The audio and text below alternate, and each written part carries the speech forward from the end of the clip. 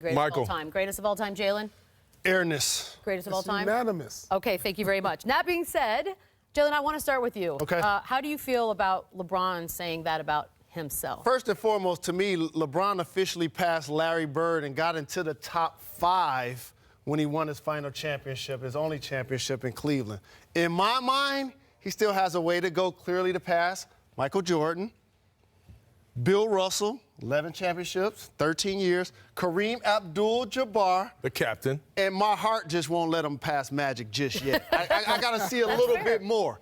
And so that's where I'm going on this topic. I appreciate how he's bringing this up. So millennials that only saw him play and continue to say he's the guy. But guys that's been around the game and young ladies, we've seen something else that's really special as well. I agree with everything you're saying, Jay. I love it. I love that he stepped out there. I love that he stepped out there and said that. I don't remember any other player ever coming out and saying, I'm the greatest of all time. I've never seen that before. I love that he's done that. He's on the Mount Rushmore, in my opinion, but I can't put him at the top. There's no way I can put him at the top. And at the end of the day, and he talked about this, that win, beating that team, made him the greatest of all time. Maybe if he would have hit that shot that Kyrie hit, I mean, that is a part of the I could see him maybe saying that, but I can't go there. I'm sorry. You know what? We should turn to our resident self-promoter. No. Before I don't know if you can self-proclaim this, because when you think of all the great players like Jalen said, Kareem, Magic, none of them has never come out and said, I'm the GOAT. You know, that's something up to like the fans, the writers, and former players. You know, so when they come out with these ESPN rankings and all these other rankings, you know, let that be the judge, I think. You know, but the self-proclaiming, he's definitely up there. He's definitely top 5 in my book. But I think when you look at the accolades, the championships, I mean, Jordan, Magic, Kareem, they're all up there. I mean, Kareem has 6 MVPs, 5 championships. Magic, 5 championships with the MVPs, you know. So for him to come out and say it, it doesn't really, like, sway which way you're going to go as far as. I mean, the argument. I just love that he said it. I really do. You really do. See, I would think of the 3 guys up here, I hated it the most. You know, no, I don't hate it. I don't hate it. You know why?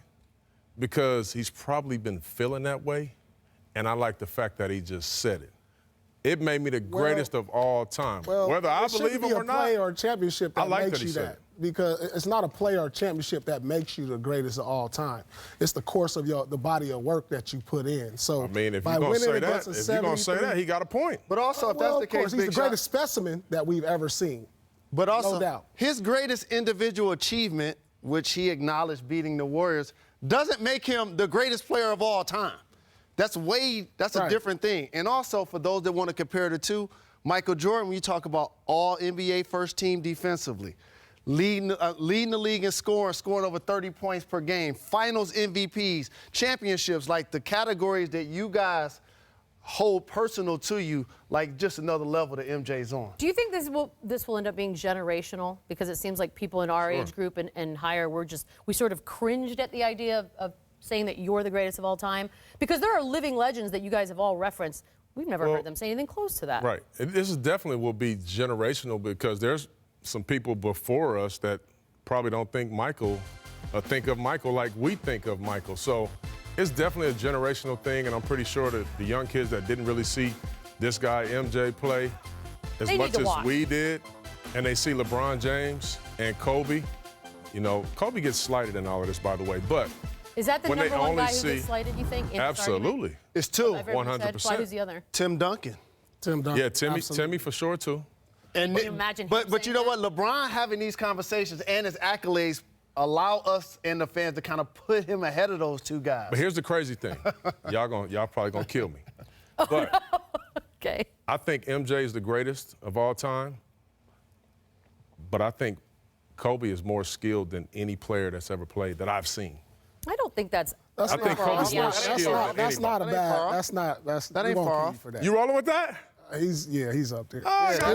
We just talking about skill. That's good or bad. Yeah. But I agree with your question. LeBron putting the conversation out there allows the media and the fans to allow him to leapfrog Kobe and Tim Duncan and eliminate the conversation because he's putting himself next to MJ. What about the King James on the shoes? We're gonna let that one go, right? We're gonna let that go. On the Jordans? Yeah. Air James? Yeah, we're gonna let that go. Okay. We're gonna let that go. We'll let that go.